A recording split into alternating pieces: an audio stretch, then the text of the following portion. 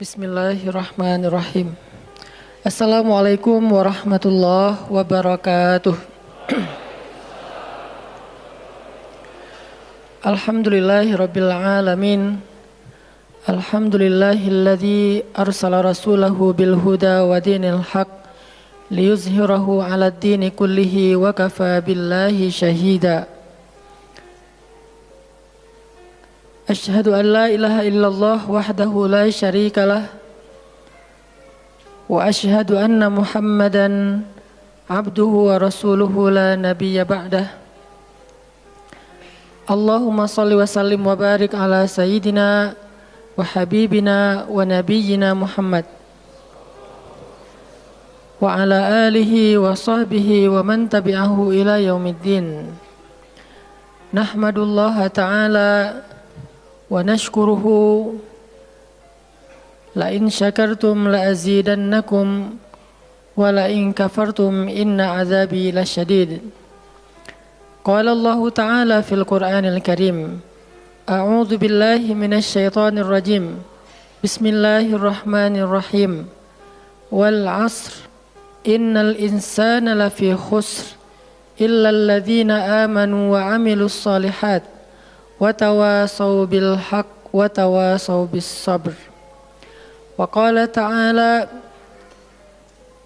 alam nashrah laka sadrak wa wada'na 'anka wizrak alladhi anqadha dhahrak wa rafa'na laka dhikrak fa inna ma'al 'usri yusra inna ma'al 'usri yusra fa idza faraghta fansab wa ila rabbika farghab. Shadaqallahul azim. Teman-teman semuanya, anak muda Kota Bandung, jamaah tetap sharing time atau sharing night Rabu malam yang dirahmati Allah Subhanahu wa taala. Semua orang di dalam kehidupan dunia itu pernah atau bahkan sering merasakan lelah. Karena dunia ini adalah tempat orang bermujahadah. Semuanya diraih dengan mujahadah. Gak ada yang didapatkan di dunia ini dengan cara yang mudah. Karena tabiat dari dunia itu adalah tempat bersusah payah. Fitrahnya dunia adalah tempat orang bercocok tanam, bukan memetik hasil. Yang namanya bercocok tanam, kalau kita melihat pada kehidupan para petani atau para pekerja di ladang, di sawah, di kebun, maka kita akan melihat akan melihat kelelahan, keletihan, dan kesusah payahan yang luar biasa. Itulah tabiat dunia. Berbeda dengan tabiat di surga. Di surga itu semuanya akan didapatkan dengan cara yang mudah. Bahkan sebagian riwayat mengatakan seorang perempuan di surga apabila inginkan seorang anak, maka Allah Subhanahu wa taala akan memberikan anak kepadanya saat itu juga tanpa harus bersusah payah mengandung selama 9 bulan. Saat ini pengen punya anak dengan spesifikasi tertentu, maka saat ini juga dia akan diberikan anak bayi tanpa harus mengandung 9 bulan lamanya. Tanpa harus susah-susah menyusui. Allah akan datangkan untuk dia bayi yang dia sukai, kemudian Allah datangkan orang-orang yang akan, pelayan-pelayan yang akan merawat dan membesarkan bayi itu untuk dia. Karena di sana dia adalah seorang ratu yang tidak perlu lagi bersusah payah. Di surga itu ketika seseorang menginginkan makanan, maka Allah Subhanahu wa taala mendatangkan untuknya makanan dengan cara yang sangat mudah. Bahkan ketika dia menginginkan buah-buahan, maka pohon itu akan menunduk untuknya sehingga dia bisa memetik buahnya tanpa harus bangun dari tempat duduknya jika dia menginginkan itu. Tetapi kalau dia menginginkan sesuatu yang lebih, misalnya dia ingin berjalan-jalan di kebun-kebun di antara banyak kebun surga, lalu dia ingin merasakan memetik pohon sendiri sambil membawa keranjang-keranjang yang indah, maka Allah juga akan memperkenankan keinginannya. Kaifa yasha, sebagaimana yang dia inginkan. Berbeda dengan dunia. Di dunia, apapun yang kita inginkan itu harus melalui mujahadah. melalui ikhtiar. Bahkan ketika kita ingin menjadi orang yang sekedar tidur-tiduran pun, Allah Subhanahu wa taala mentakdirkan tidur pun lelah. Tidur aja capek. Duduk capek. Ada orang yang duduknya capek akhirnya dia berdiri. Ya. Ada orang yang capek berdiri akhirnya pengen duduk. Kapan duduknya capek pengen berdiri? Salah satu yang sering saya alamin itu kalau lagi naik pesawat. Apalagi pesawat penerbangan 9 jam, 10 jam itu pasti capek banget duduknya tuh. Sehingga kita menginginkan seandainya ada uang kita pengen duduk di kelas bisnis. Tapi karena nggak mampu membeli tiket yang 3 kali lipat lebih mahal di kelas bisnis, ya nggak apa-apa lah di kelas yang biasa ekonomi. Tapi ketika lelah 4 jam, 5 jam pesawat berjalan itu udah luar biasa lelahnya, akhirnya berdiri mondar-mandir di antara lorong pesawat. Artinya duduk aja capek. Nggak ngapa-ngapain, suruh duduk doang. Nggak seperti orang dulu yang berangkat haji atau umroh, naik kapal, lewat darat, pas sampai di laut naik kapal dengan ontanya, dengan kudanya. Orang dulu mencari ilmu itu dengan mujahadah yang luar biasa. Dengan naik onta berminggu-minggu, ini naik pesawat cuma 9 jam, capek. Yang nggak ada guncangan, biasanya guncangannya cuma pas di awal sama pas mau landing doang. Di atas udah jarang ada guncangan karena dengan ketinggian tertentu dan pesawatnya besar. Tapi itu juga capek. Naik kereta coba, dari Jawa ke Bandung misalnya. Sebutlah dari Semarang, dari Malang, dari Surabaya naik kereta 10 jam. Itu aja capek. Nggak usah jauh-jauh, Bandung Jakarta aja 3,5 jam. Itu pun capek. Atau kita naik mobil, nggak perlu nyetir, pakai online, duduk aja di belakang atau di sebelahnya si driver, perjalanan setengah jam dari tempat kerja kita ke rumah atau dari rumah ke tempat kerja, ke kampus, ke sekolah gitu. Itu aja capek. Artinya dunia itu emang kayak gitu tabiatnya teman-teman. Tabiat dari dunia itu adalah lelah. Sehingga kalau ada orang yang menghindari capek dengan tidak ngapa-ngapain, itu hal yang agak klise dan naif. Bagaimana dia bisa menghindari lelah? Bagaimana dia bisa menghindari ta'ab?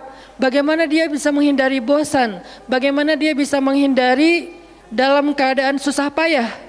Sedangkan dia masih berada di sebuah tempat, bumi, dunia yang tabiatnya memang tempat bersusah payah dan lelah. Satu-satunya cara menghindari lelah yang tidak perlu lagi bersusah payah itu hanyalah masuk surga. Tetapi kan itu tidak terjadi sekarang. Kita harus meninggal dulu dan kita belum mau. Ada yang mau meninggal masuk surga sekarang? Kalau dijamin sih insya Allah ya. Masalahnya nggak ada jaminan. Kalau para sahabat enak, mereka dapat jaminan. Surga Bilal, sebelum Bilal meninggal, Rasulullah udah bilang, Bima sabaktani ilal jannah ya Bilal. Dengan apa kamu mendahului aku ke surga wahai Bilal? Dengan wudu dan sholat syukur wudu. Begitu juga nanti ada sahabat lain yang dijamin masuk surga bighairi hisab wala azab. Salah satunya adalah Ukasyah. Kalau kita tidak ada jaminan apapun di akhirat kecuali berikhtiar dan bermujahadah untuk bisa mendapatkan kebaikan sebanyak mungkin di sisi Allah.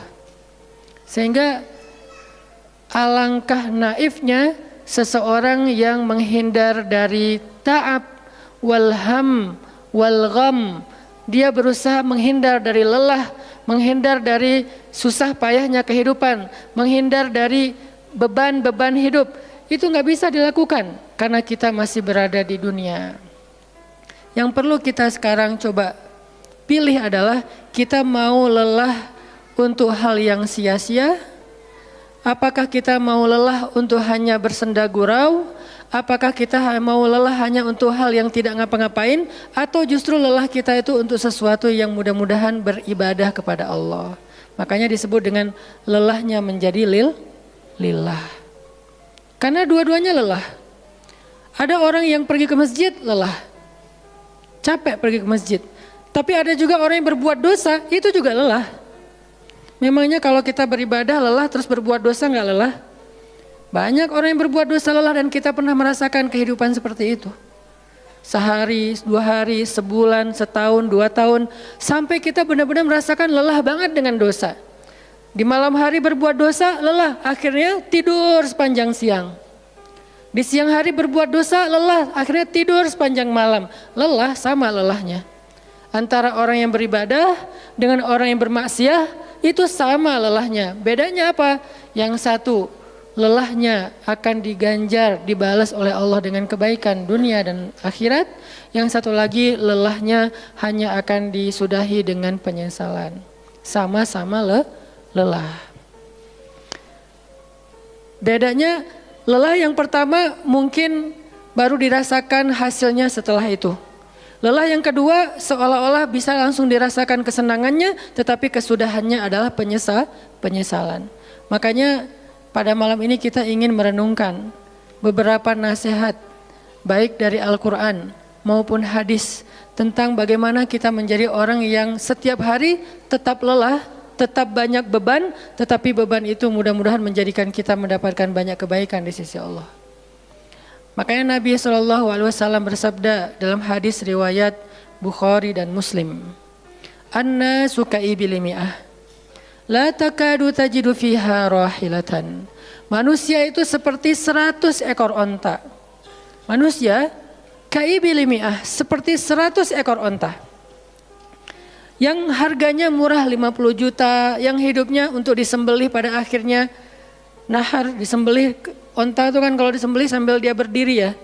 Kalau ayam, bebek disembelih sambil dipegangin atau diangkat. Kalau kambing dan sapi dibaringkan. Kalau onta disembelih itu sambil diberdirikan. Dia berdiri langsung disembelih. Itu onta.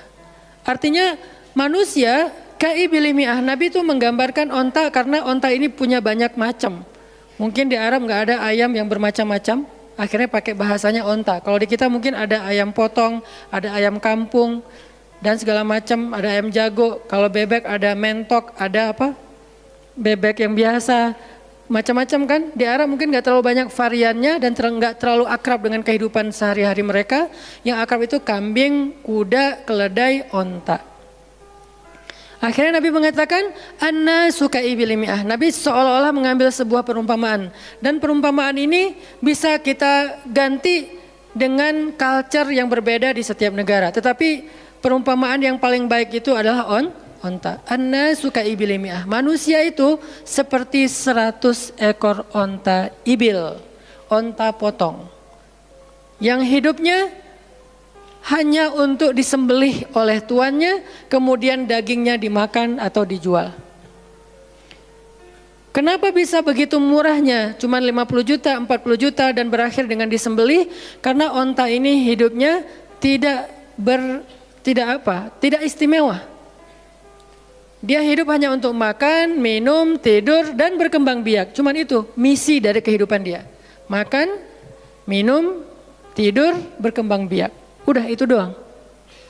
Setiap hari kerjanya makan aja. Lihat hewan ternak ngapain?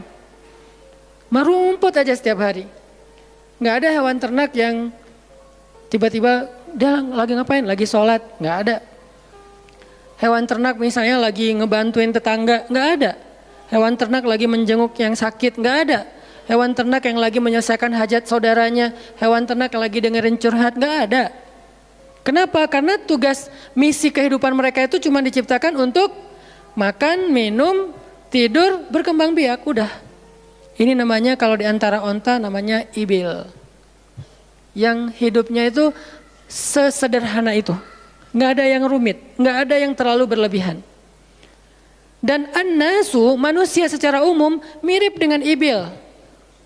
An-nasu ka'ibili mi'ah. Jadi kalau kita bandingkan dari 100 orang itu hampir semuanya seperti ibil. Misi hidupnya itu hanya untuk dirinya. Gimana caranya biar bisa makan. Gimana caranya biar bisa istirahat dengan nyenyak, tidur. Gimana caranya biar punya keluarga, berkembang biak, punya keturunan. Dan kemudian dengan keluarganya dia punya family time. Kapan liburan, makan di rumah, jalan segala macam. Cuman itu misi dari kehidupannya. Sehingga Nabi menyebut mereka yang misi kehidupannya hanya dirinya dan keluarganya. Ka'ibili mi'ah, seperti 100 ekor onta. Kurang istimewa. Orang yang hidupnya hanya untuk dirinya dan keluarganya itu kurang istimewa. Sehingga disebut dengan ibili mi'ah, 100 ekor onta. Tapi enggak hina, tidak rendah, tidak mungkin melenceng, sesat segala macam, enggak. Dia tetap tidak haram, tidak najis. Nabi tidak mengumpamakan manusia seperti seekor anjing, seperti seekor babi, enggak. Karena itu najis, haram dan seterusnya. Onta, makhluk yang hewan yang baik, cuman tidak istimewa. Di sini tidak ada judgement. Nabi itu orangnya nggak suka menjudge. Nabi nggak mengatakan manusia ini semuanya misalnya dengan kalimat celaan, keledai, enggak. Manusia ini misalnya hewan yang najis, enggak. Nabi mengatakan an-nasu kaibil mi'ah, manusia itu seperti 100 ekor onta. La takadu tajidu fiha rahilatan. Hampir-hampir di dalam 100 ekor onta itu kamu enggak mendapati satu pun onta yang dikenal dengan nama rahilatan, rahilah. Rahilah itu dari kata rihlah. Rihlah itu udah jadi bahasa Indonesia, rihlah. Kemudian di Inggris-Inggriskan jadi traveling, trip, segala macam. Rahilah dari kata rihlah. Apa itu rahilah? Onta yang bertugas untuk membawa beban tuannya dalam perjalanan panjang, baik itu berdagang maupun berperang. Dia punya misi lain selain makan, minum, berkembang biak, terus dipotong. Enggak, misinya lebih keren. Apa? Membawa beban. Membawa beban tuannya. Itulah rahilah. Sehingga punggungnya adalah punggung yang berkah karena di atas punggung itu ditaruhkan beban terus menerus oleh tuannya. Berangkat bebannya apa, pulangnya beban apa. Karena orang dulu kalau berangkat berniaga, berdagang ke luar negeri itu tuh bukan berangkat bawa beban, pulang nggak bawa apa-apa karena udah diuangkan, enggak. Mereka barter konsep perdagangannya. Kalau berangkatnya bawa kain, pulangnya nanti bawa karpet. Berangkatnya bawa gandum, pulangnya nanti bawa sutra misalnya. Tetap aja ada beban karena mereka berangkat jual misalnya ke Syam, dari Mekah ke Damaskus. Nanti pulangnya dari Damaskus ke Mekah bawa lagi barang-barang Damaskus yang bisa dijual di Mekah. Pas berangkat bawa barang Mekah yang bisa dijual di Damaskus, pas pulang membawa barang Damaskus yang bisa dijual di Mekah. Li'ilafi Quraisy إلافهم رحلة الشتاء والصيف.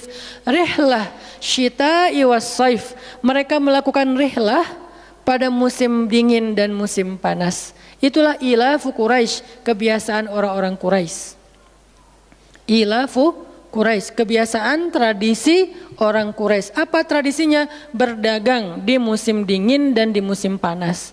Barang dagangannya beda-beda. Kalau musim dingin yang dibawa itu bahan-bahan jaket. Bahan-bahan untuk menghangatkan tubuh. Bahan-bahan yang kalaupun dia bawa makanan yang biasa dimakan di musim dingin yang menghangatkan tubuh. Kayak misalnya jenis bubur di Arab itu ada namanya adas. Dan itu disebutkan di dalam Al-Quran, di Al-Baqarah. Wa adasiha wa basaliha, ada adas, ada bawang. Adas itu salah satu makanan kesukaan orang Arab di musim dingin. Karena kalau makan adas kayak bubur gitu, dia badannya menjadi hangat. Jadi kayak menghangatkan tubuh gitu. Artinya syita'i was-saif, di musim dingin dan di musim panas, dua-duanya ada barang yang didagangkan. Dan itu adalah ilafu Quraisy, kebiasaan tradisi orang-orang Quraisy. Rihlah.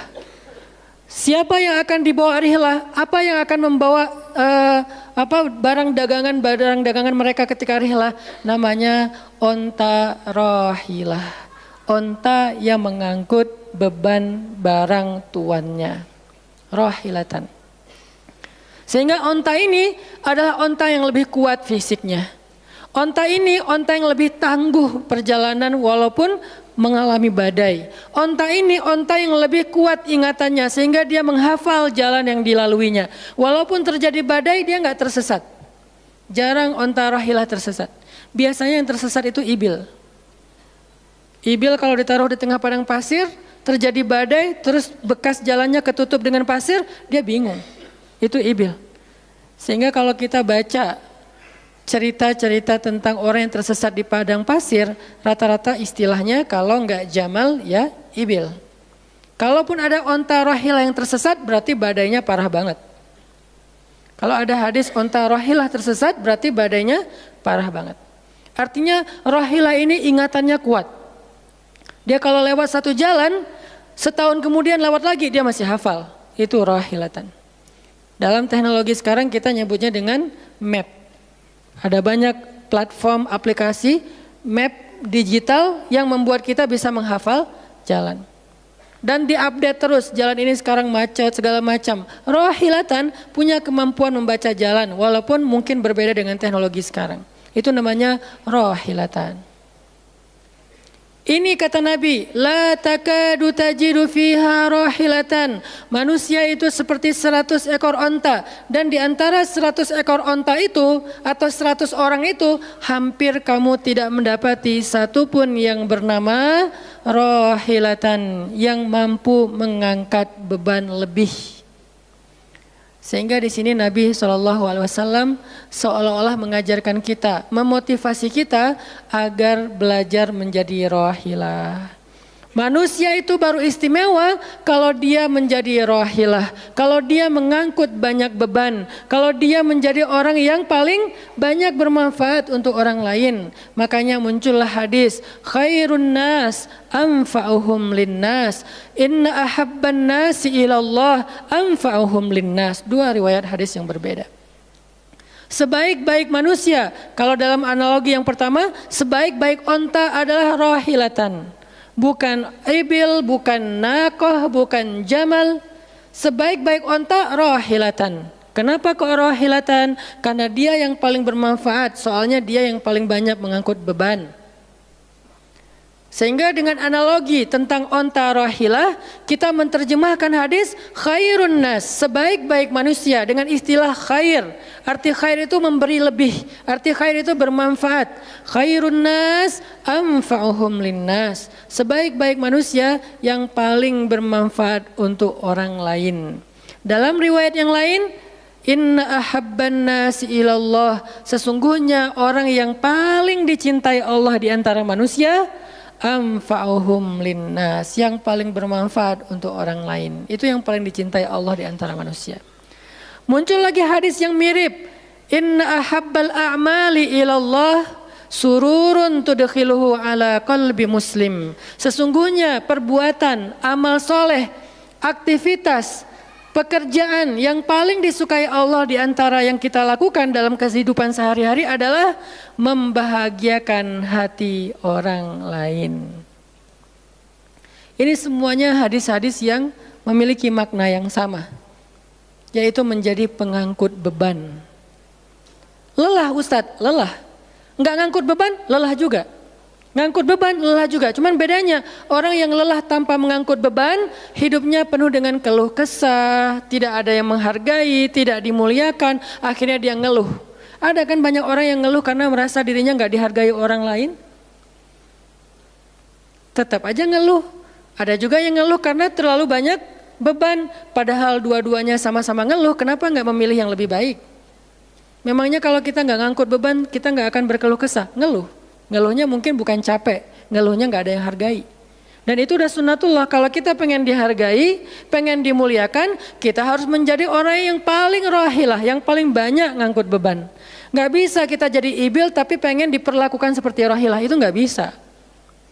Kita tuh ibil, hidupnya untuk diri sendiri, nggak bantu siapa-siapa, nggak peduli dengan siapa-siapa, harta kita nggak bermanfaat untuk orang lain, pikiran kita nggak bermanfaat untuk orang lain, lisan kita tidak bermanfaat untuk orang lain, wawasan kita tidak bermanfaat untuk orang lain, apalagi tenaga kita nggak bermanfaat untuk orang lain, skill kita nggak bermanfaat untuk orang lain, semua tentang diri kita hampir tidak bermanfaat untuk orang lain, lalu kita ingin dihargai seperti orang yang paling bermanfaat. Ini naif, klise, nggak ada seperti ini, bukan sunnatullahnya. Karena seseorang itu diberi balasan sesuai dengan mujahadah. Al-jaza ala qadril masyaqqah, balasan tergantung susah payahnya dalam berikhtiar. Siapa yang mujahadahnya lebih, maka rewardnya lebih, jazanya lebih. Jadi saya kadang-kadang ngerasa, dulu saya juga pernah merasa kayak gitu. Kenapa kok dia dihormati saya enggak? Kita enggak boleh cemburu tanpa alasan. Seolah-olah misalnya Harusnya hormati semua orang dong, nggak bisa. Itu udah fitrah manusia dan sunatullah dalam kehidupan di dunia. Kalau kita pengen dihormati orang, kita harus menjadi rohilah. Kalau kita pengen dihargai orang, kita harus jadi rohilah. Nggak bisa kita berharap dihargai oleh pasangan kita atau calon pasangan kita, tapi kita nggak punya tanggung jawab, nggak bisa. Kalau teman-teman pengen dihargai oleh pasangan halalnya, teman-teman harus mengangkat tanggung jawab yang lebih berat daripada dia. Kalau dia yang capek, kita leyeh-leyeh aja di rumah, tapi kita minta dihargai, saya kan suami. Suami itu bukan status, suami itu peran. Ada orang dia jenis kelaminnya perempuan, tapi dia suami. Kenapa? Karena dia mengambil peran laki-laki. Dan itu saya melihat banyak perempuan seperti ini, hebat. Dan memalukan bagi suaminya. Di beberapa tempat saya melihat suaminya di pagi hari nggak kerja, cuma nongkrong-nongkrong aja di warung. Ngopi juga itu ada uangnya, giliran untuk nafkah keluarga dia nggak punya uang, untuk ngopi, untuk rokok dia punya uang.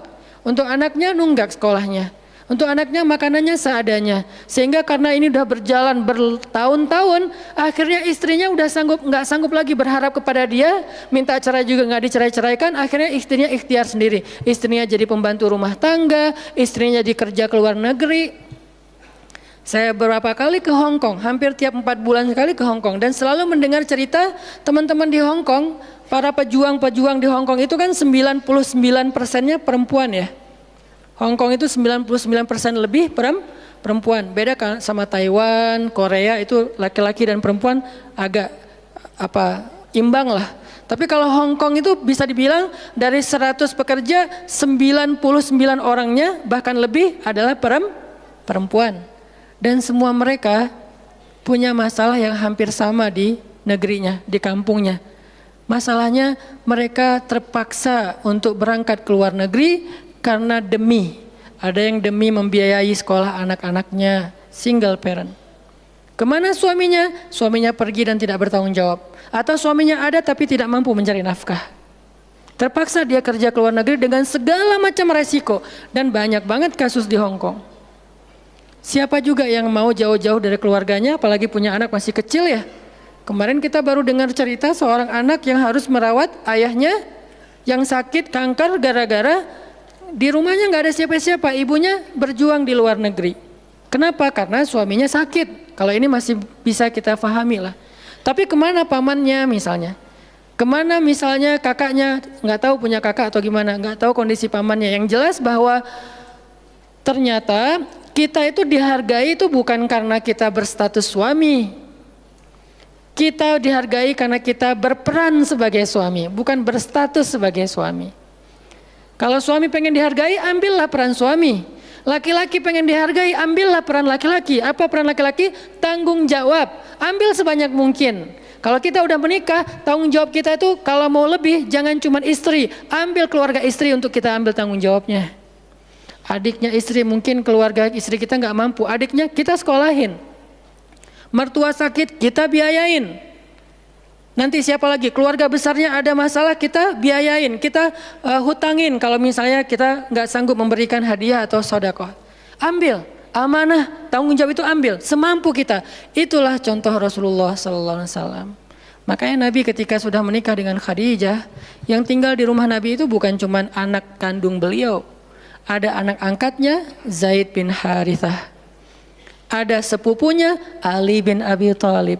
Ada banyak lagi keluarga besar Khadijah yang tinggal bersama Nabi. Sehingga rumah Nabi itu adalah rumah yang banyak sekali orang-orang yang ditampung oleh beliau. Itu yang disebut dengan anfa'uhum linnas. Ambil tanggung jawab yang besar. Sehingga Khadijah tuh respect banget sama sosok Nabi Muhammad. Bahkan sebelum Nabi dapat wahyu, sehingga gak disebut Nabi, respect sama sosok seorang Muhammad. Apalagi setelah beliau dapat wahyu, beban beliau bukan lagi keluarganya sekarang, beban beliau adalah umatnya.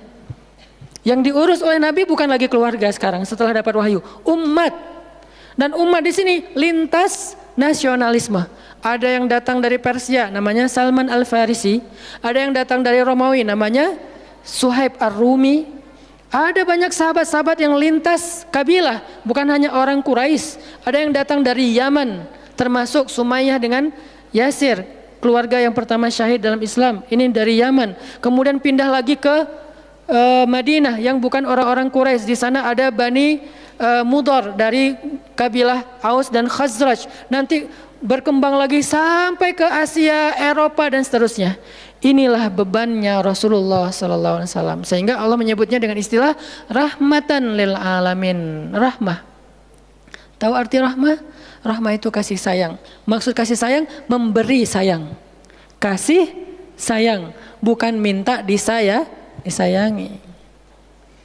Jadi kalau kita mau berkasih sayang ya kasih sayangnya, jangan sayangi saya dong. Itu bukan kasih sayang, namanya terima sayang. Bukan kasih sayang, terima sayang, minta sayang. Itu namanya bukan rahmah, bukan mawaddah. Yang namanya rahmah kasih sayangnya. Kalau kita nggak punya sayang berarti kita nggak punya rahmah. Apa bentuk sayang kita? Perhatian. Apa bentuk sayang kita?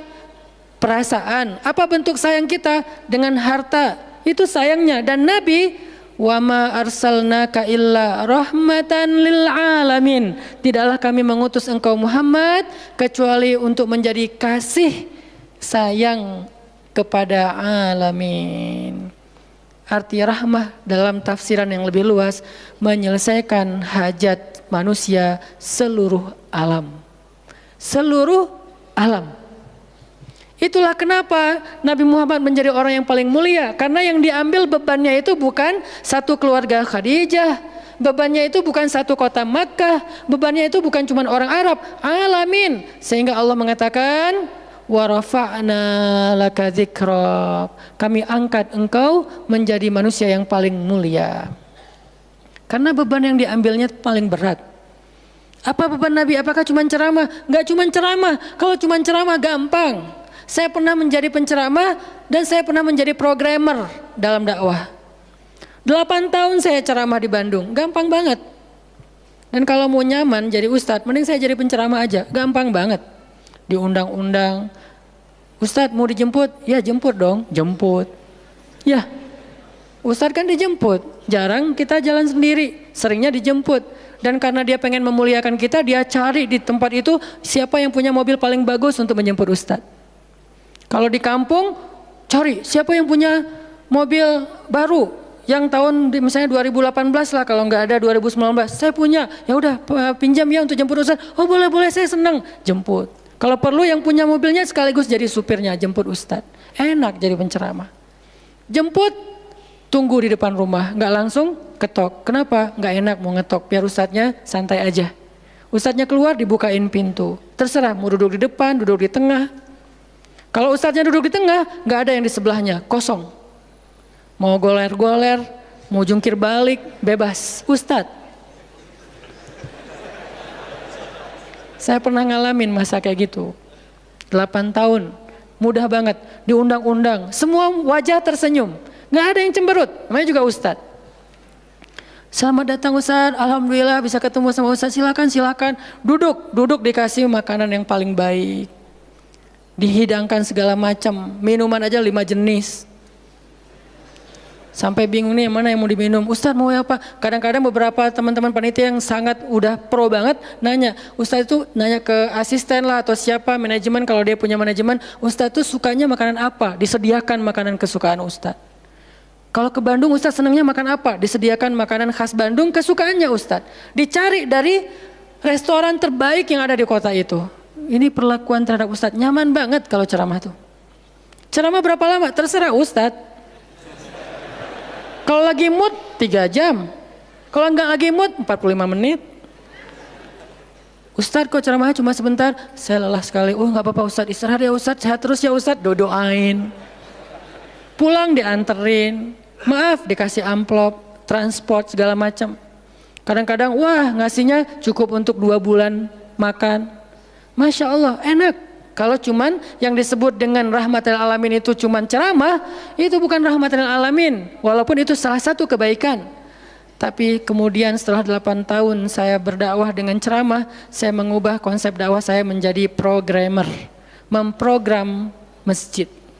Al-Latif. Saya ngomong dengan Pak Iman beri saya kesempatan memprogram Al-Latif. Bikin gerakan, bikin dakwah. Bukan masjid yang memprogram, kemudian Ustadz mengisi. Itu salah. Menurut saya, Keliru kalau masjid membuat program, ustadz cuma mengisi program itu. Keliru. Ustadz yang program, masjid fasilitasi, nanti insya Allah akan berkah. Alhamdulillah Pak Iman Ketua DKM Al-Latif sepakat. Ya udah Ustadz silakan, mangga dikasih waktu 2 tahun. Kalau nggak ada perubahan diambil alih. Dalam 2 tahun kita coba program dari awal. Bikin gerakan anak muda, pemuda hijrah lahir waktu itu. Mulai programming, gimana caranya biar masjid rame. Dari yang cuma 20 orang kajian setiap Rabu malam, dari dulu udah Rabu malam. Yang hadir berapa orang? 20 orang. Kalau Persib lagi main, libur. Semua pada nonton. Malah sering lagi libur. Kadang-kadang Persib nggak main. Terus yang main siapa? Yang main Piala Eropa kah, Piala Champion kah, Liga Eropa, Piala Dunia, libur. Akhirnya berkembang pelan-pelan jadi setengah masjid. Satu masjid membludak keluar masjid sampai ke Jalan Cendana. Akhirnya pindahlah ke masjid ini. Kenapa? Karena udah nggak nampung. Nggak enak juga dengan tetangga karena parkirnya kemana-mana. Kan kita pindah ke sini karena Al-Latif nggak nampung. Nah, ketika dakwah berubah menjadi programmer, bebannya beda. Udah nggak kayak dulu, enggak, beda. Pergi taklim, pergi sendiri. Bahkan berkorban dengan harta sendiri, bareng-bareng dengan teman-teman. Semuanya lelah, kita meeting sampai tengah malam. Emangnya gampang membuat tren hijrah? Nggak mudah teman-teman. Kita harus meeting, mikirin. Sekarang tambah lagi beban yang lain, Barisan Bangun Negeri. Para ustadz berkumpul, bikin gerakan bersama. Kita bikin Barisan Bangun Negeri, dikasih amanah untuk jadi amirnya, mikirin apa yang harus kita lakukan. Program pertama saya bilang less waste, isu lingkungan. Kenapa? Kita pengen jadiin masjid sebagai 911. Tapi pelan-pelan, nggak bisa langsung. 911 ini nanti kalau ada masalah di masyarakat, tetangga masjid yang ditelepon masjid. Anak saya sakit, telepon masjid. Ada yang meninggal, telepon masjid. Ada yang pingsan, telepon masjid. Ada yang baru diputusin, telepon masjid. Sampah ini udah darurat. Bandung ini hanya batas deadline penanganan sampah kita kalau kata Pemkot itu sampai 2023. Kalau kita nggak punya alternatif, ini akan jadi masalah besar. Jakarta, saya kemarin ke Jakarta sampai 2022, lebih cepat sedikit daripada Bandung. Artinya mereka hanya bisa menampung sampah sampai 2022. Sisanya kalau nggak ada solusi alternatif, maka akan terjadi masalah besar, tumpuk sampah di depan rumah masing-masing selama nggak usah sebulan, seminggu aja gimana rasanya? Nggak ada yang ngambil sampah di depan rumah kita, seminggu aja. Petugas sampah nggak ngambil sampah di depan kos-kosan, di depan rumah. Sehari telat aja itu udah nggak enak, apalagi seminggu, sebulan, setahun, jadi gimana? 2022, kota-kota besar rata-rata terancam dengan bom waktunya sampah. Kita angkat less waste supaya masjid menjadi salah satu media komunikasi antara Pemprov, Pemkot, pemerintah kepada publik. Kenapa? Soalnya trust publik kepada masjid itu bagus. RT RW bikin program pungut sampah kayak edukasi dan campaign tentang sampah, yang datang sedikit. Kalau RT RW bikin program, hari Minggu yuk kita bikin gerakan pungut sampah, sedikit yang datang. Tapi masjid bikin taklim, yang datang ribuan, apalagi 2-3 tahun terakhir, alhamdulillah luar biasa. Sehingga masjid punya potensi untuk mengkomunikasikan masalah ini kepada publik. Saya ajaklah teman-teman, yuk kita bikin isu sampah dimulai dari masjid. Jalan 2, Bandung, Bintaro udah jalan. Next mau kita jalankan di Jogja, di Malang, dan di Pontianak. Seluruh masjid di Indonesia. Programming, mikir, harus ketemu dengan beberapa orang, dan habis waktu saya dalam beberapa tahun terakhir bukan untuk dakwah tablik, makanya udah jarang ceramah. Teman-teman kalau ngelihat ceramah anak Taki di Bandung cuma sekali seminggu, itu juga kalau nggak libur ya. Kajian Rabu malam. Ustaz Hanan selain Rabu malam ngapain sih? Ustaz kosong nggak? Kosong, saya bilang. Kenapa nggak mau ngisi jadwal? Kosong dari taklim tapi nggak kosong dari aktivitas. Sehari meeting bisa 5 kali. Dulu saya pernah yang kalau bahasa teman-teman tuh ngeprank jamaah, bukan ngeprank sebetulnya. Katanya Ustaz nggak datang, tiba-tiba datang kan? Itu tuh meeting 5 kali sehari, dari pagi, siang, sore, menjelang maghrib, baru beres isya. Meeting dengan siapa aja Ustaz? Banyak hal yang harus kita bereskan untuk bisa memunculkan satu program kecil. Akhirnya beres isya, saya bilang masih ada jamaah enggak? Sebagian udah pulang Ustaz, tapi yang lain masih pada nunggu, kasihan. Ya udah saya jalan aja ke sini naik motor, sampai di sini isya baru ngisi kajian. Artinya ternyata bebannya beda. Tapi rohilatan, itu yang disebut dengan dakwahnya Nabi. Saya baru mengambil sebagian kecil dari banyak varian dari dan instrumen dakwah. Nabi itu cuma sebagian kecil, memprogram, baru masjid. Nabi itu alamin loh. Gimana mengubah kota Makkah yang dulunya kemusyrikan merajalela, perzinahan merajalela, kemudian anak perempuan dibunuh karena dianggap membawa sial, riba luar biasa, banyak yang dibunuh gara-gara gak mampu membayar hutang, dan perbudakan, dan banyak lagi masalah sosial. Bukan hanya masalah akidah dan ibadah. Akidah dan ibadah itu adalah inti masalahnya, kemudian merembet ke masalah sosial, biasanya kayak gitu. Kalau akidahnya melenceng, biasanya sosialnya rusak. Walaupun gak selalu kayak gitu juga sih. Karena ada di beberapa negara yang akidahnya mereka syirik, tapi sosialnya bagus. Walaupun ada problem sosial lain yang mungkin gak perlu dibahas di sini. Yang jelas awalnya berawal dari kemusyrikan, kemudian berkembang menjadi masalah ekonomi, sosial, dan seterusnya. Nabi menyelesaikan masalah kota Mekah. Gimana caranya? Mekah yang tadinya kota yang jahiliyah menjadi kota Islamiyah, kota yang Rabbaniyah, kota yang penuh dengan kebaikan. Madinah yang tadinya kota yang penuh dengan sampah, Yathrib berubah menjadi kota Munawwarah. Sekarang udah nyampah lagi. Di zaman Nabi itu benar-benar Madinah Munawwarah. Sekarang mungkin nggak sebagus di zaman Nabi, cuman bangunannya doang yang megah, tapi secara lingkungan, secara sosial nggak sebaik zaman dulu lah. Kalau bangunan itu kan bukan indikasi peradaban ya. Karena kita pernah mengalami masa peradaban Islam yang keren, nggak ada tuh bangunan pencakar langit seperti Dubai. Kita di Dubai bangunan pencakar langit, tetapi secara peradaban ada masalah di Dubai, terutama masalah sosial. Di Arab Saudi, masalah lingkungannya luar biasa, salah satu penghasil sampah 10 besar di dunia. Kalau untuk masalah sampah organik, termasuk 5 besar di dunia. Artinya makan sering dibuang-buang. Makanya sampah organiknya paling banyak, waste-nya paling banyak. Itu yang diselesaikan oleh Nabi di kota Mekah dan Madinah, kemudian berkembang di kota-kota lain sampai ke Irak, sampai ke Syam, sampai ke Mesir, sampai ke Eropa, sampai ke Turki, sampai ke Afrika, bahkan sampai ke Nusantara. Rahmatan lil alamin. Rahmah, bukan cuma ceramah. Kalau ceramah, Nabi lebih jago dari siapapun. Orang siapapun yang berceramah itu kopas dari Nabi kan? Ada yang ceramah nggak kopas dari Nabi? Nggak ada. Kopas dari Nabi Musa enggak, kecuali diriwayatkan dari Nabi Muhammad, kemudian baru Nabi Muhammad meriwayatkan dari Nabi Isa dan Nabi Musa. Semuanya kopas, copy paste dari Rasulullah SAW. Artinya kalau mau ceramah, bahan Nabi itu banyak banget. Dan kalau Nabi mau ceramah, yang ngundang pasti banyak banget. Jadilah Nabi dai sejuta umat. Capek pasti setiap hari 5 kajian.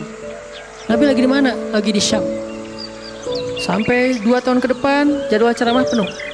Kalau Nabi mau kayak gitu. Tapi ternyata Nabi bukan cuma ceramah, memprogram umat. Ada yang masalah datang ke Nabi, ya Rasulullah, saya diceraikan oleh suami saya dengan bahasa, kamu bagi saya seperti ibu saya, zihar. Nabi bingung nih, gimana nih zihar? Kok suaminya gitu banget sih sama dia? Ya udah, berarti kamu sudah diceraikan oleh suamimu. Sabar ya, dinasihati, disabar-sabarin sama Nabi. Dia pulang turun ayat surat Al-Mujadalah tentang bab zihar. Ada lagi yang datang rame, dia yang salah, saya yang salah, dia yang salah. Akhirnya didamaikan sama Nabi. Nabi mau takbir nih, pergi ke masjid mau sholat berjamaah, mau takbir. Ya Rasulullah, di Bani Salamah ada masalah, mereka hampir berperang, nggak jadi takbir, pergi ke Bani Salamah menyelesaikan hajat mereka. Datang jamaah udah sholat, Nabi sholat yang jamaah yang kedua. Artinya rahmah, ngambil beban umat. Belum lagi nanti beban umat yang tertindas di antara Bani Israel, di luar negeri, di Yaman, di Syam. Yang Nabi mengutus para sahabat untuk menyelesaikan hajat-hajat mereka. Makanya Nabi mengatakan, siapa yang datang kepada saudaranya untuk menghilangkan masalahnya, maka Allah akan menghilangkan masalah orang ini nanti di akhirat. Makanya beban Nabi itu berat banget teman-teman. Kalau kita baca sirah Nabi, luar biasa, Nabi itu lelah banget. Sampai para sahabat meriwayatkan Nabi itu dulu sebelum dapat wahyu, beliau seger gitu. Setelah dapat wahyu tetap ganteng, tetap keren, karena memang aslinya udah dari sononya keren ya. Cuman udah ada guratan lelahnya tuh terasa di wajah beliau. Lelah banget. Sampai Nabi itu pernah sampai Allah bilang gini, "Fala'allaka bakhi'un nafsaka 'ala atharihim." Hampir saja engkau mencelakai dirimu gara-gara mereka. Mas, apa maksudnya? Kok Nabi hampir mencelakai dirinya gara-gara mereka, itu maksudnya apa? Saking terbebannya Nabi dengan kondisi umat, hampir-hampir Nabi itu sakit keras, hampir-hampir Nabi itu binasa, celaka, meninggal demi mikirin nasib umat. Kayak gitu banget coba. Itu namanya rohilatan. Kita belum sanggup untuk memikul beban umat sedunia. Makanya minimal kalau kita nggak ngambil beban umat sedunia dengan tangan kita, minimal dengan pikiran kita aja. Kita mikir nggak sih nasib Palestina? Atau kita masih nganggap bahwa itu beda negara? Kalau beda negara, oke. Apakah kita memikirkan mereka karena kemanusiaan? Masa kita mau bilang mereka bukan manusia? Kan sama-sama manusia. Harusnya kita merasakan apa yang dia rasakan karena kita sama-sama manusia, punya perasaan yang sama. Kalau kehilangan akan sedih, kalau melihat kezoliman juga nggak akan kuat, kalau dizolimi juga akan sakit. Kita mikir nggak tentang Palestina? Kita mikir nggak nasib Suriah? Kita mikir nggak nasib Rohingya? Kita mikir nggak nasib Yaman? Apakah gara-gara kita mikir tentang mereka lantas kita jadi radikal dan teroris? Sejak kapan kita memikirkan nasib orang yang tertindas tiba-tiba jadi radikal? Apakah orang yang tidak memikirkan orang lain hanya dirinya sendiri berarti orang yang baik? Justru makin banyak kita mikirin nasib mereka, kita makin rohilatan walaupun belum sanggup menyelesaikan hajat mereka, mikir doang. Dengan kita lihat postingan yang terakhir di Idlib, bagaimana anak bayi kehilangan kakinya gara-gara kena bom dari tentara Rusia. Kita belum sanggup ngasih solusi sebagai pribadi maupun sebagai bangsa, belum sanggup. Pertama jaraknya jauh, kedua memang kita juga belum punya kemampuan untuk itu. Tapi kita berharap suatu saat Indonesia ini harus sanggup menyelesaikan masalah dunia. Kenapa? Kita ini punya potensi peradaban, bangsa yang besar. Masa kita mau jadi kerdil terus ngikutin bangsa lain? Kita ini bangsa besar, umat Islam terbesar di dunia. Dan orang Indonesia itu pinter-pinter, profesornya banyak, saintisnya banyak, orang kayanya banyak, keren Indonesia nih. Kenapa Indonesia yang keren kayak gini cuma ngurus diri sendiri aja nggak bisa? Harusnya ngurus dunia bukan ngurus diri sendiri. Itulah Islam yang sebenarnya. Kita ngurus Rohingya, gimana caranya Rohingya punya tempat tinggal? Kita urus Suriah, kita urus Palestina. Lalu apakah kita memikirkan tetangga kita? Teman-teman lihat deh, salah satu yang mungkin proyek kecil lah. Ini yang karena yang saya tahu, karena istri sendiri yang ngerjain. Lihat rumah teduh sahabat Iin. Setiap harinya ada yang meninggal dengan kanker ovarium yang gede banget, ada yang kanker apa? Yang dulu yang saya bawa Ustaz Abdul Somad keliling di Bandung tuh, seorang anak muda yang udah meninggal, seminggu setelah Ustaz Abdul Somad mengunjungi dia, Rian namanya, meninggal dunia. Alhamdulillah dia sempat ketemu dengan Ustaz Abdul Somad, sempat dinasehati, mudah-mudahan di akhir hayatnya dia setelah dapat nasihat dari UAS, dia jadi sabar, jadi balik lagi ke Allah sehingga husnul khatimah. Datang kita ketemu dengan Rian, habis ininya. Gara-gara apa? Gara-gara pernah kecelakaan di laut, terus jadi kayak kanker kulit, luar biasa. Itu parah banget. Dan itu nggak satu kasus, banyak. Di Jawa Barat aja udah banyak banget, apalagi Indonesia. Apakah kita mau mengambil beban itu? Atau kita bahkan melihat juga nggak mau, karena ngerasa nggak kuat, nggak berani. Terus kapan kita kuatnya? Kalau kita nggak kuat, namanya bukan rohilah. Yang namanya rohilah itu harus kuat. Dikuat-kuatin kalaupun nggak kuat. Sudah seberat apa beban yang kita ambil? Selain, dan itu nggak bisa di apa ya bahasanya, diambil sebagian, dibuang sebagian yang lain, enggak. Minimal kalau yang di dekat kita mengambil bebannya sampai menyelesaikan hajatnya dengan harta mungkin, dengan skill, dengan network, dengan minimal dengan sosial media kita repost, ya ada yang bisa bantu ini enggak. Kalau yang di luar negeri karena kita nggak sanggup menyelesaikan, minimal dengan pikiran dan doa. Kasihan ya mereka, doain terus karena doa kita itu ngaruh. Jangan berpikir mendoakan mereka itu nggak ngaruh itu. Mempercepat datangnya pertolongan Allah. Minimal dengan doa kita Allah kuatkan hati mereka. Minimal dengan doa kita Allah kuatkan hati saudara kita di Yaman, di yang kelaparan di Syam, di Palestina, di Rohingya, di Turkistan yang masih dalam campnya orang-orang komunis. Minimal doa kita menguatkan hati mereka, kan berarti membantu. Ada orang yang ketika dapat musibah kita datang nggak bisa ngasih solusi, tapi begitu kita nasihati lalu kita doakan, itu udah membantu dia, minimal hatinya jadi lapang. Kemudian kita doakan, dia merasa diperhatikan. Bukankah itu sebuah bantuan? Dan itu rahilah. Semuanya aja yang di luar negeri kita pikirkan, apalagi yang di dalam negeri, semampu kita. Makanya nama barisan kita tuh Barisan Bangun Negeri. Kalau ditanya, apa Ustadz tujuan bikin gerakan Barisan Bangun Negeri? Ya bangun negeri. Masa masih ditanya ya? Karena masih ada yang nanya, ngapain sih tuh ustadz-ustadz ngumpul mau bangun negeri? Itu udah jelas dari namanya juga. Terus santrinya ngapain? Namanya Santri Bangun Negeri. Ustadznya Barisan Bangun Negeri, ada 2 nama. Para guru, saya pelan-pelan pengen ngumpulin para guru-guru yang seleting. Supaya kita barengan, ngumpulin pelan-pelan. Namanya Barisan Bangun Negeri. Nanti teman-teman yang ngikutin para guru, para santri, namanya Santri Bangun Negeri. Jadi kalau ditanya mau ngapain, mau bangun negeri. Programnya apa? Pertama, program isu lingkungan. Nanti naik lagi isu sosial, naik lagi isu healthcare, kemanusiaan, kesehatan dan seterusnya.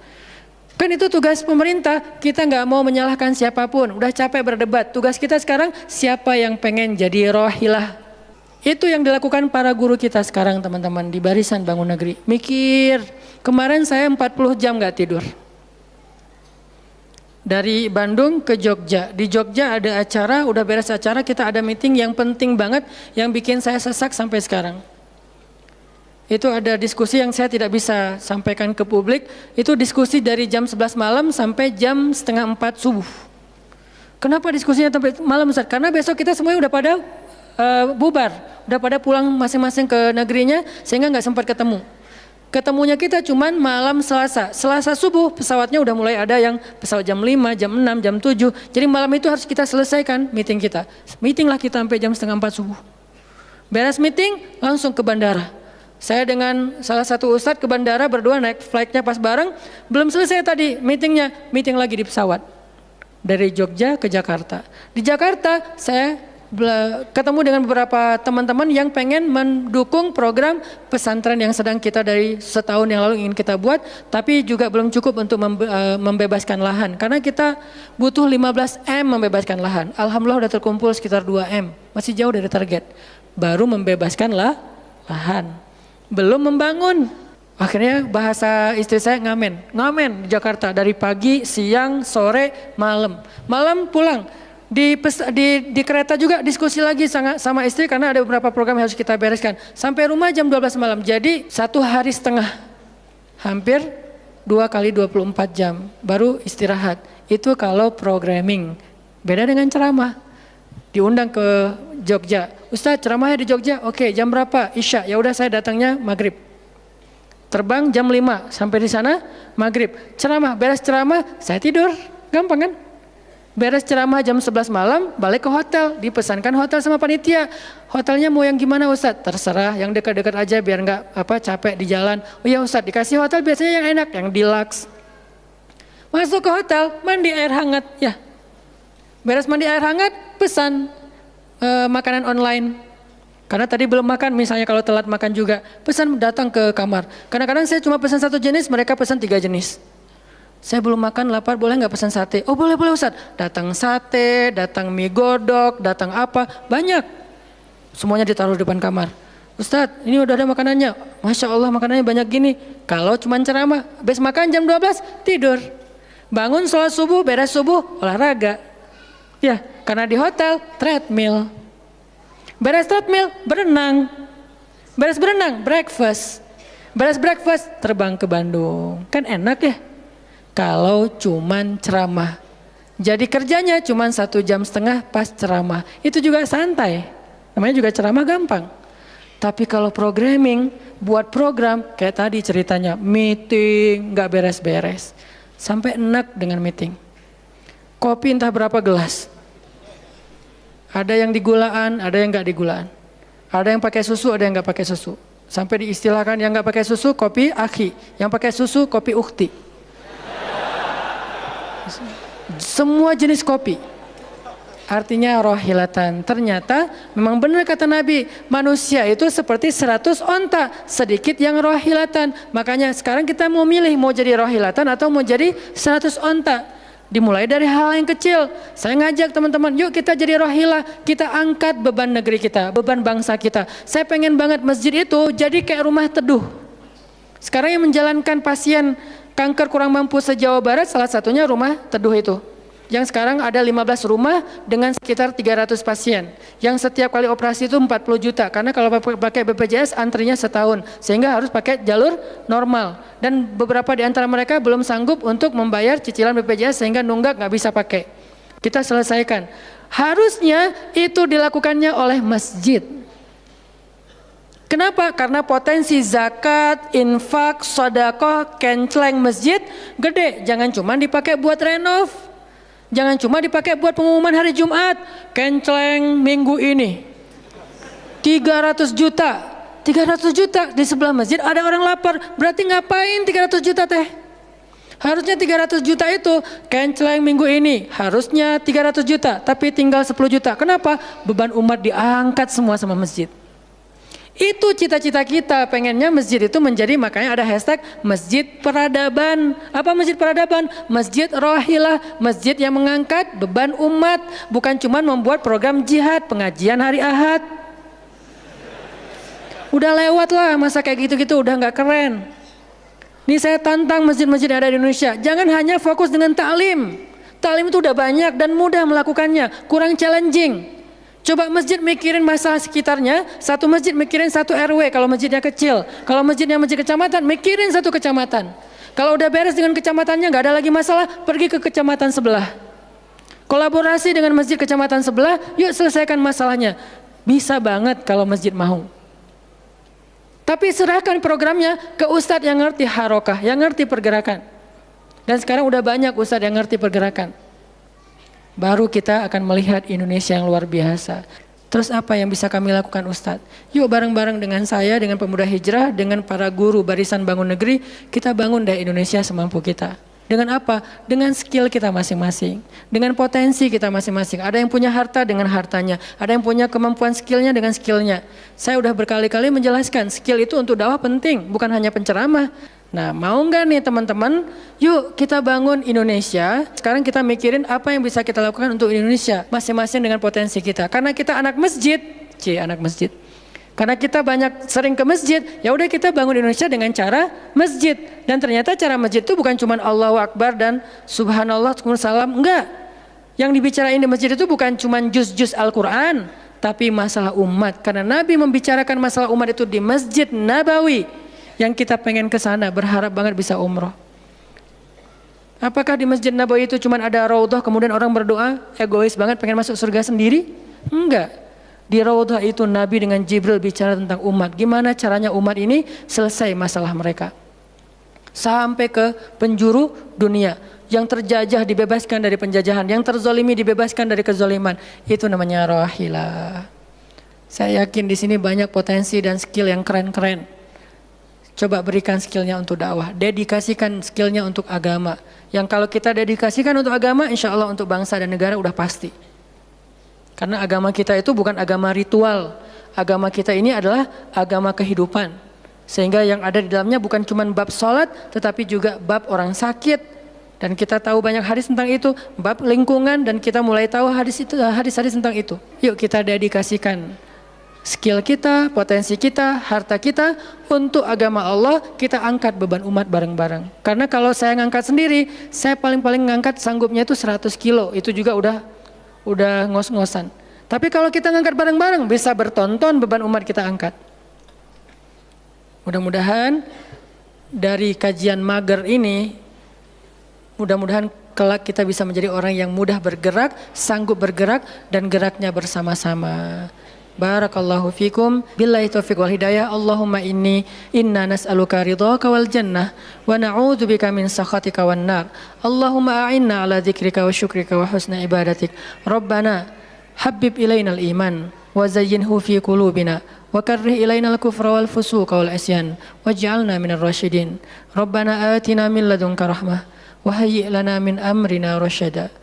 وهيئ لنا من أمرنا رشدا وهيئ لنا من أمرنا رشدا واجعل لنا من كل ضيق مخرجا ومن كل هم فرجا ومن كل عسر يسرا ربنا آتنا في الدنيا حسنة وفي الآخرة حسنة وقنا عذاب النار وصلى الله على سيدنا محمد وعلى آله وصحبه أجمعين والحمد لله رب العالمين والسلام عليكم ورحمة الله وبركاته.